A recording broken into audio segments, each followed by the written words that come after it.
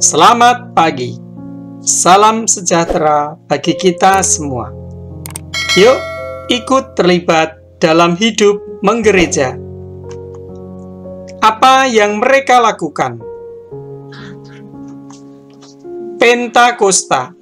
Setelah dikuatkan oleh Roh Kudus, para rasul berani bersaksi akan Yesus. Mereka yang menerima kesaksian para rasul memberi diri dibaptis. Orang-orang yang dibaptis itu bersatu, sehati, sejiwa. Itulah gereja. Gereja melanjutkan karya Yesus dengan memecahkan roti dan berdoa, mendengarkan pengajaran para rasul, serta melayani orang-orang miskin. Catatan pokok. Gereja diutus untuk melanjutkan karya Yesus. Ada banyak kegiatan umat atau gereja. Ada perayaan Ekaristi, ibadat lingkungan, devosi, pendampingan iman anak, ziarah, pelayanan kesehatan, kunjungan ke panti asuhan, kunjungan ke panti Wreda, dan lain-lain. Diharapkan seluruh umat dapat terlibat dalam kegiatan-kegiatan tersebut.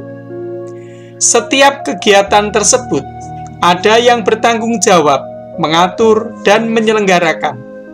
Mereka itulah pengurus umat. Dengan mengikuti kegiatan tersebut, umat diharapkan semakin berkembang imannya dan menemukan keselamatan.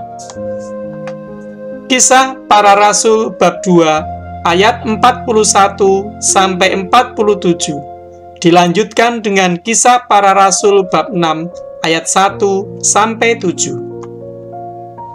Cara hidup jemaat yang pertama. Orang-orang yang menerima perkataannya itu memberi diri dibaptis, dan pada hari itu jumlah mereka bertambah kira-kira 3.000 jiwa. Mereka bertekun dalam pengajaran rasul-rasul dan dalam persekutuan, dan mereka selalu berkumpul untuk memecahkan roti dan berdoa. Maka ketakutanlah mereka semua, sedang rasul-rasul itu mengadakan banyak mujizat dan tanda.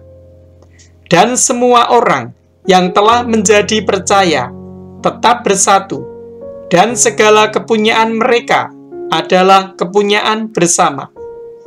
Dan selalu ada dari mereka yang menjual harta miliknya, lalu membagi-bagikannya kepada semua orang, sesuai dengan keperluan masing-masing. Dengan bertekun dan dengan sehati, mereka berkumpul tiap-tiap hari dalam bait Allah. Mereka memecahkan roti di rumah masing-masing secara bergilir, dan makan bersama-sama dengan gembira dan dengan tulus hati, sambil memuji Allah, dan mereka disukai semua orang. Dan tiap-tiap hari Tuhan menambah jumlah mereka dengan orang yang diselamatkan. 7 orang dipilih untuk melayani orang miskin. Stefanus, Filipus, Prokorus, Nikanor, Timon, Parmenas, dan Nikolaus. Ketujuh orang yang pantas dan dipercaya untuk melakukan pelayanan. Rangkuman. Gereja dibentuk oleh pewartaan para rasul yang diberanikan oleh Roh Kudus. Gereja merupakan karya Roh Kudus melalui para rasul. Orang-orang yang dibaptis bersatu, sehati dan sejiwa. Wujud kebersatuan mereka ialah segala milik mereka menjadi milik bersama. Ada yang menjual miliknya untuk dibagi-bagikan. Mereka melakukan dengan tulus hati dan bergembira. Tulus hati, sukacita, dan damai sejahtera, serta disenangi banyak orang, merupakan tanda atau buah dari pertobatan mereka. Ketika umat semakin banyak, sebagian mengeluhkan akan pelayanan kepada janda-janda. Maka dipilihlah 7 orang yang pantas dan dipercaya untuk melakukan pelayanan. cara hidup jemaat zaman para rasul menjadi dasar dari seluruh kegiatan gereja sekarang. Kegiatan gereja sekarang selalu mendasarkan diri pada 4 kegiatan pokok, yakni pengajaran, memecahkan roti dan berdoa, bersekutu sehati sejiwa, pelayanan kepada orang miskin sebagai kesaksian. Refleksi.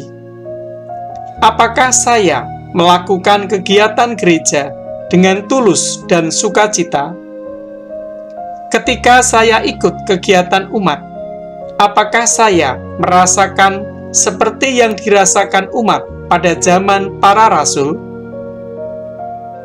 Apakah umat di lingkunganku disukai banyak orang, seperti yang dirasakan oleh umat pada zaman para rasul? Terima kasih, Tuhan.